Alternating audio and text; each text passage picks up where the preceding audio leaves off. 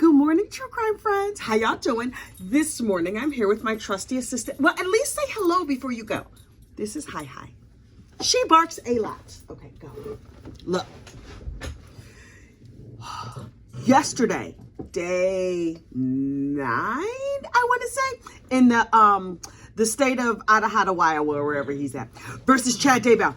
Yo, oh my God. Okay, it's Wednesday, April the 24th. April has flown by. Look, this testimony yesterday was so crazy. Well, could you please use me talking to the people? Brandon Boudreaux took the stand. Now listen, who is Brandon Boudreaux, you ask? And to that, I will respond, where have you been? Have you not been following this trial? Okay, so look, so that you have a family tree. Chad Daybell, who looks like a marshmallow, is on trial. He was married to seductress and serial unaliver Lori Vallow Daybell. Lori Vallow had this niece named Melanie, not to be confused with her friend, also named Melanie. The niece named Melanie, we call Melanice. That was Melanie Boudreaux. So, are you with me? Are you with me? Melanice Boudreaux was married to Brandon Boudreaux.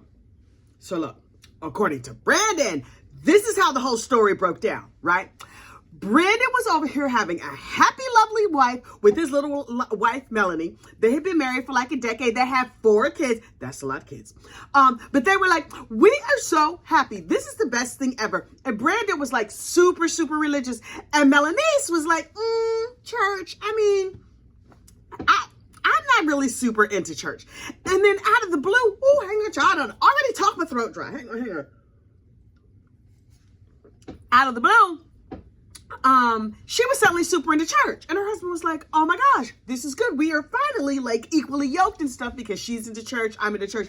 We are going to have the perfect marriage. But she went from just like never wanting to go to church to wanting to go to church every day. And he was like, wait, well, we got 4 kids. It's don't you have to do like a PTA meeting or something like that? How you got time for church every day? And he was like, okay. That's fine. You and your auntie, Lori Vallow, this was before we knew she was a serial unaliver. We just thought she was a mild-mannered auntie. Yes, a seductress. Yes, she had a bunch of unalive husbands, but like that happens in families, apparently. So Melanice was like, oh my gosh, my Aunt Lori is just the very, very bestest, and I'm going to go to church with her all the time. And Brandon was like, okay, good for you, but could you cook some dinner and sweep some of these floors, Heifer? Because, it's starting to get dusty in here. But she was like, no, I need to go talk to Jesus. And he was like, okay, I don't love it, but okay, it's fine because I'm super spiritual and religious, and you were not. So it's nice that you're coming over a little bit to my side, right? She came over to his side, and then she surpassed him. For the uninformed, here at Gossip, Rumor, and Innuendo, we have developed a tiered system for our Mormon friends. First, there's like regular funeral potato Mormons. These are Mormons who like go to church. They have Mormon friends. They do Mormon-y type things, including but not limited to eating Mormon funeral potatoes. They have family home evening. They have very bright smiles, and they all look like Donny Osmond, right? That's that's funeral potato Mormon, okay? Next level is better than you Mormons. These are the Mormons who were like, I'm going to do extra Bible study and I'm going to be more Mormon-y than you. And God is sending me like prophetic dreams and stuff. And I'm just more Mormon than you. But I still am associate with the funeral potato Mormons. And then level 3 Mormons, those are zombie Mormons.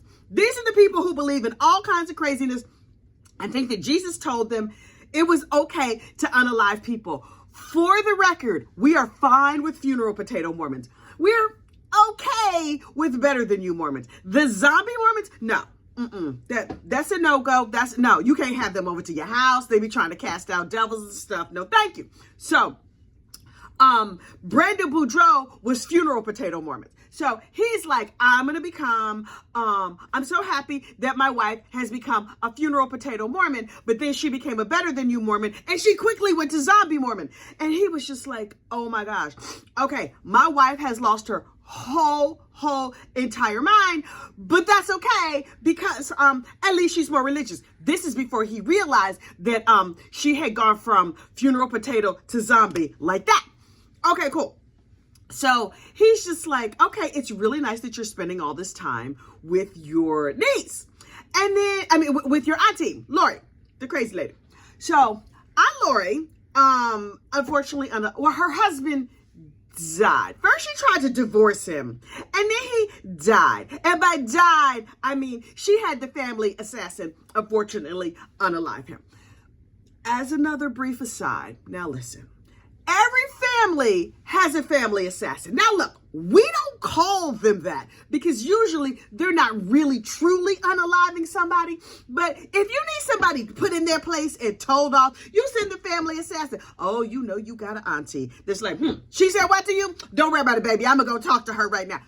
A lot of times it's your grandma. In my family, that might be me, but you ain't heard that from me. Anyway, so in this family, the family assassin had a gun. He's too far, but he's also zombie Mormon. So like, I don't know that he was ever like funeral potato Mormon. He was always probably better than you Mormon. And he quickly got to zombie Mormon. So, Brandon was like, I had this very nice family and I felt very blessed by God. And I just was over here going to family home even to eat some funeral potatoes. And then all of a sudden, my wife believes in zombies and all kinds of craziness. I'm not even sure what to think. And then Brandon goes to church one day and he's sitting there minding his own business and they get a phone call that his grandpa died. And he's like, oh my gosh, this is terrible. My grandpa died. And so he says to his wife, oh, it's so sad that my grandpa died. We need to go to grandpa's funeral. And his wife, who unbeknownst to him has slipped from better than you to zombie, was just like, yeah, I'm not gonna go to the funeral. And he was like, wait, what?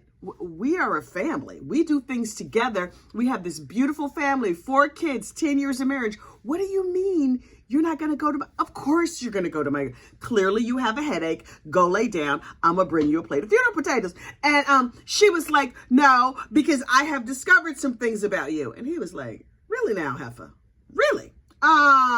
What have you discovered about me? But he was really nice though.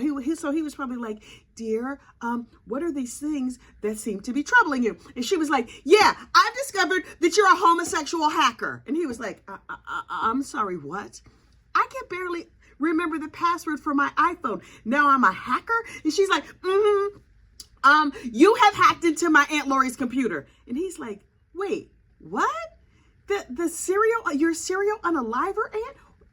Ma'am, what makes you think? Because, you know, now he's suspicious. He's giving her all the side eye in the world. He's like, oh, something wrong with my wife. She's a little touched in the head, right? And he's like, why would I be hacking into computers? And why after 10 years of marriage, I motorboat you on a regular basis? Why? I really like all your kibbles and bits. Why would you think I was a homosexual? And she was just like, you are a homosexual hacker and there's nothing else you can tell me. My Aunt Lori, who may have unfortunately unalived those people, but she knows things, she told me. And he was like, okay. So this means you're not going to the funeral? She's like, no, I'm not going to the funeral. I have to go to church and pray and hook up with my family assassin uncle. And Brandon was like, what is happening to my family? And so she was just like, I'm just telling you right now, this is not going to work. I'm going to take the kids and I'm going to go over there and I'm going to go do some things that you think maybe are wrong, and maybe the law also thinks are wrong. The church definitely thinks are wrong, but don't mind that. And Brandon Boudreaux was like, okay, so according to you, I'm a homosexual hacker and you won't go to my grandpa's funeral. So I think we need a divorce. And she was like, fine. And so he was like, I loved my family. What's happening to my family? What is going on? And then Charles, Aunt Lori's husband, was unfortunately unalive. And he started hearing the name Chad Daybell. And so Brandon, who is not a homosexual hacker, by the way, not that there's anything wrong with being a homosexual or a hacker, although you probably shouldn't hack for nefarious reasons, but child, that's another story for another day.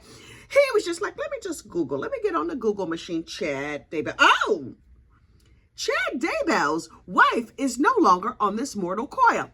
I'm not a hacker, but I'm also not an idiot. Lori's husband is no longer on this mortal coil.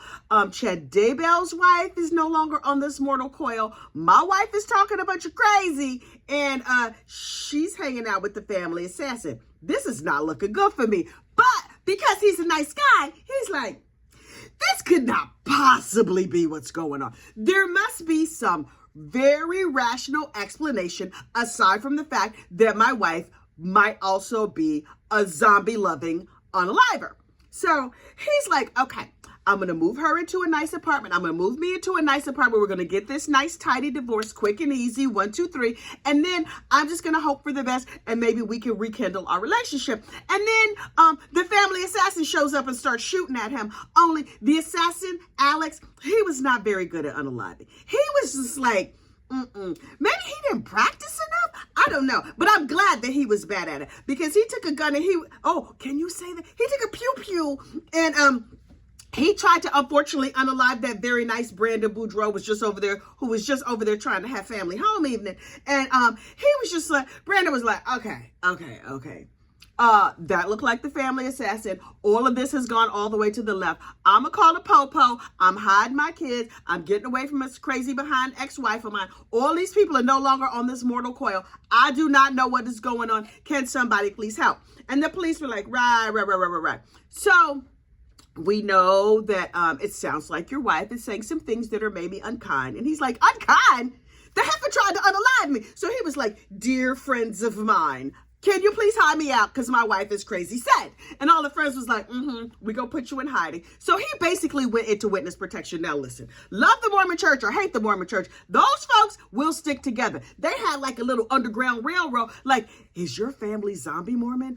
Did you go from being family home evening, funeral potato Mormon to relatives who slipped very quickly into zombie Mormon? Don't worry, we have an underground railroad for you. You can stay at this house. You can stay at that house. You can move to Alaska. I just made this part up, but I've decided that that's how they're hiding out all their people. And honestly, they out here saving lives. And so Brandon went into hiding, and then that's where they left court yesterday.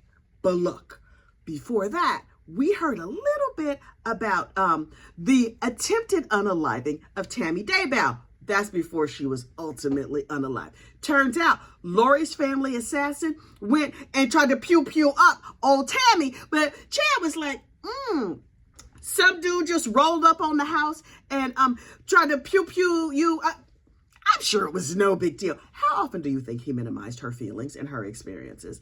I kind of want to smack his marshmallow face, although I fear I'd be like, psst, and then I'll pull back my hand and it would just be like a lot of yeasty dough on it, because Chad. Anyway, so he was just like, don't call the police. You know how kids are. They're always out here with pew-pews trying to unalive people while dressed in black and wearing a balaclava.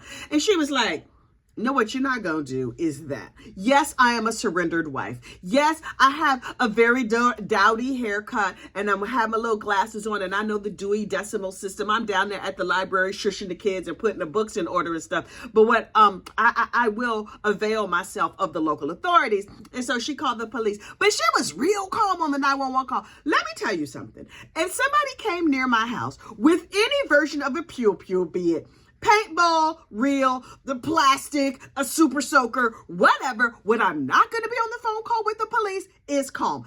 I'm not calm just sitting here in my living room and everything is fine. Can you imagine me if there was an attempted unalive child? It would not be good. It would not be cute. I'm telling you, dishes would be broken. Screaming would be happening. All the neighbors would be like, what is wrong with that heifer? Because I, my friends, know how to make a scene. Oh, you probably know how to make a scene too. Me? Oh, I can make scenes professionally. What is going on? Oh, yes, child. I could go full Karen. Also, I'm going through menopause. I'm hot. I hate people. My sense of smell is too strong. What you don't want to see me is upset. It's not going to go good. So anyway, Tammy, who was clearly nothing like me, was just like, oh, hey there, officer friendly. She gave her address, but her address was like the last house on the left with the yellow mailbox, and there's a duck walking through the front yard. This was a rural community. When she gave her address, her address was not just like a number and a street. It was like a description of how you get there. That's how you know you're rural. And I was like, okay, the country is dangerous. Anyway, so, she was like, hey there, officer. Somebody with what my husband says was a paint gun showed up here and tried to pew-pew me, but it got stuck, and so there's no pews in my body, and so I'm fully intact, but you might want to come and just check it out, because it's probably not a good idea to have people shooting at me. ma'am, And Chad moseys his marshmallow behind up, and he's just like, oh, hey, officer, yeah, somebody was trying to shoot at her. But, I had a vision that she wasn't going to live long anyway, so that kind of tracks to me. And the officer was like, right. So we're going to take all the notes, and we're looking real hard at you, Mr. Marshmallow Man. But, okay, we're going to see what happens. And then 10 days later, Tammy had been healthy. She was training for a marathon. She's out here doing clogging classes. I'm not even sure what clogging is. Although I think I saw Brandy Churchwell clog one time, and it looked like she was trying to do a river dance. But y'all, I don't know. Anyway, so, oh, hey, Brandy. I haven't said hello to you in a while. If you don't watch her, you got to get over there and watch Brandy Churchwell's live stream. She's the 13th juror. Anyway, so, Tammy was just like, I just got back from clogging class and I was just practicing running a marathon. My heart could not be healthier. Oh, I'm like a specimen of good health, except for sometimes I have like a rash and a bit of depression because I'm married to an idiot, but that happens. So, she's like, I'm not feeling well. I'm gonna go to bed. Well, Chad said she wasn't feeling well. She was probably feeling great when she went to bed. And so, you think he threw a hump into her before her last night? I just wondered for myself. That's a nosy, inappropriate question, but I just wonder. Like, before you're going to unalive somebody, you're like, let me give you a little bit of this good before it's your last. Okay, I always just wonder that. Anyway, so she goes to bed, and then there's what Chad said happened and what I decided happened. So what Chad said happened was she got up in the middle of the night. She was not feeling good. She was like throwing up or whatever. She went to the bathroom. And then according to him, he ordered her back to bed.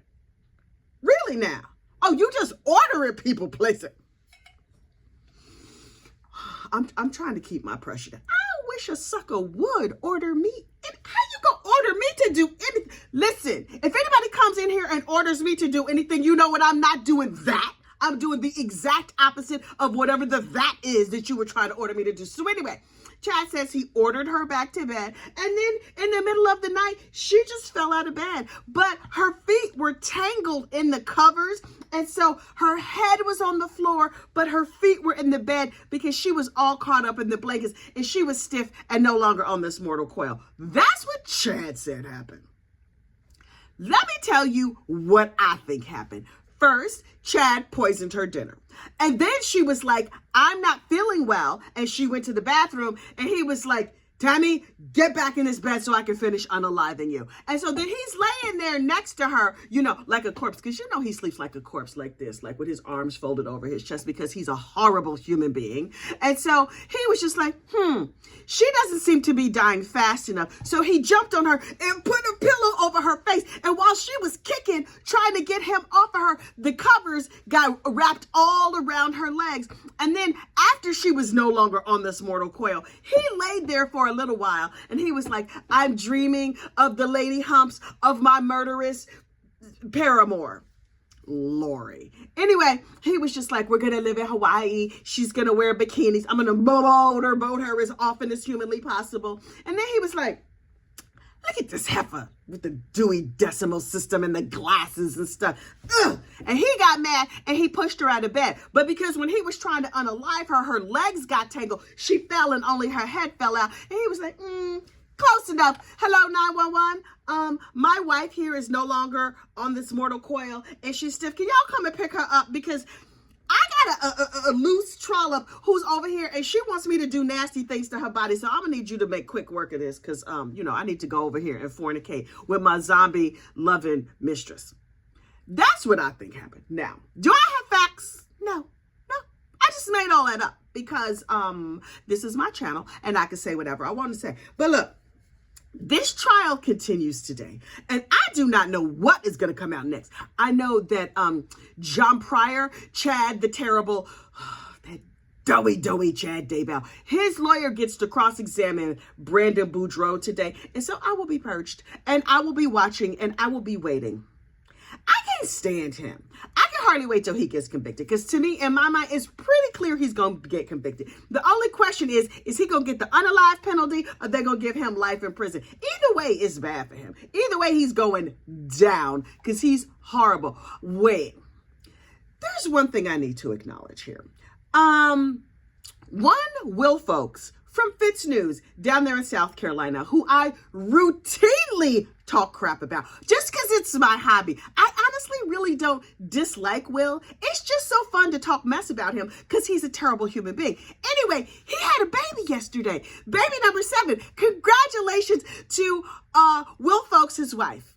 That lady has some beautiful babies. Cute little baby. I think they named him Frederick, something like that. Fritz of the Fitz News. That's so cute. Oh, she had a cute baby. Mrs. Will Folks, you know what's causing that, right? 7 kids? You had 7 of this. This woman is the bravest woman in America. And to that I say, good for you, girl. Take all his money. Does he have a lot of money? I don't even know. Anyway, congratulations to the Fitz News family. Welcome, little Fritzy, to this side of glory. And to Will Folks, I say, all right. Like this video, subscribe to the channel, and I will see you later. Bye.